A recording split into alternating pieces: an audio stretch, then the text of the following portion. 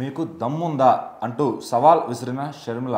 ఎందుకంటే అటు వాళ్ళ పార్టీ వాళ్ళతోనే కూడా ఆమెకి గొడవలు అవుతున్నాయని చెప్పొచ్చు. వాళ్ళ నాన్నగారి హయాం నుంచి ఉన్న వాళ్ళందరితో కూడా ఈరోజు ఆవిడ ఎదురు తిరిగే పరిస్థితి వచ్చింది. అంటే ఎందుకు ఆ పరిస్థితి వచ్చింది, అసలు ఆవిడ ఎవరికి సవాల్ చేసింది? అంటే ముందు నుంచే కూడా జగన్మోహన్ రెడ్డి చేస్తున్న అంతా కూడా తప్పు అని ఏకైకంగా ఒక వేలెత్తి చూపిస్తూ ఆయన గురించి మాట్లాడుతున్న వ్యక్తి ఎవరంటే ఖచ్చితంగా షర్మిల అని చెప్పుకోవచ్చు. వాళ్ళ అన్నాని గౌరవాన్ని కాదు, వాళ్ళ అన్నాని ఇంకేదో ప్రేమాని కాదు, ఖచ్చితంగా వాళ్ళ అన్ననే కాకుండా సీఎం అయినప్పటికీ, డిప్యూటీ సీఎం అయినప్పటికీ, ముఖ్యంగా వాళ్ళ పార్టీలో ఉన్నప్పటికీ కూడా ఇది తప్పు అంటే ఖచ్చితంగా తప్పు అని చెప్తుంది. సో ఎప్పటి నుంచో కూడా జగన్మోహన్ రెడ్డి గురించి ఆయన చేసినటువంటి ఘోరాలు కావచ్చు, అఘాయిత్యాలు, ఎన్నో అన్యాయాలు ఉన్నప్పటికీ, అంటే ఓన్లీ మన రాష్ట్రం కాదు, మన దేశం కాదు, ఇతర దేశాలు అంటే అమెరికాలో కూడా ఆయన మీద కేసు నమోదైంది, విచారిస్తున్నారంటే ఆయన ఎంత గొప్ప వ్యక్తి. ఇలాంటి చెడు పనుల్లో మనం క్లియర్గా అర్థం చేసుకోవచ్చు.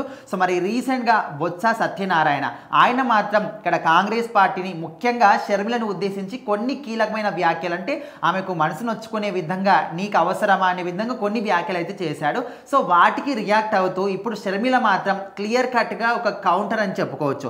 ఎట్లా అంటే గత ప్రభుత్వ హయాంలో వైసీపీ గవర్నమెంట్ ఉన్న 5 సంవత్సరాలు కూడా మీరందరూ ఒక పందికొక్కుల్లాగా రాష్ట్రాన్ని మొత్తాన్ని కూడా లాగేసుకున్నారు. రాష్ట్రం మొత్తాన్ని కూడా అరువు పెట్టి రాష్ట్రం మొత్తాన్ని అప్పుల కుప్పగా చేశారు. ఒక కుంభకర్ణుడిలాగా ప్యాలెస్లలో ఉంటూ నిద్రపోయారు తప్ప రాష్ట్ర పరిపాలన, రాష్ట్రం అభివృద్ధి ఏది కూడా మీరు పట్టించుకోలేదు. అంటే ప్రజాధనాన్ని దుర్వినియోగమే చేయడమే కాకుండా ప్రభుత్వ ధనాన్ని, ప్రభుత్వ ఆస్తుల్ని కూడా అరువు పెట్టి మీరు మీ ప్యాలెస్లు నింపుకున్నారు తప్ప ప్రజల్ని ఏమాత్రం కూడా పట్టించుకోలేదు. అలాంటి ఒక వ్యక్తులు ఇప్పుడు మాకు చెప్తున్నారా? మీరు చెప్తుంటే ఏ విధంగా ఉందంటే దయ్యాలు వేదాలు వల్లిస్తున్నట్టుగా మాకు అనిపిస్తుంది అనే విధంగా షర్మిల మాత్రం విపరీతంగా బొత్స సత్యనారాయణ మీద మండిపడడం జరిగింది. సో ముఖ్యంగా జగన్మోహన్ రెడ్డి కావచ్చు, అదేవిధంగా వాళ్ళ పార్టీలో ఉన్న ప్రతి ఒక్కరు కూడా ఎన్ని అన్యాయాలు చేశారు, స్టిల్ ఇప్పటి కూడా వాళ్ళ మీద అన్ని తప్పులు, అన్ని కేసులు పోలీస్ స్టేషన్లో ఉన్నప్పటికీ కూడా మా మీద ఎలాంటి తప్పు లేదు, ఇంకా మా మీద తప్పుడు కేసులు పెడుతున్నారు, మాకే ప్రాణం ముప్పు ఉందని కొంతమంది ఇంకా చెప్తూనే ఉన్నారు.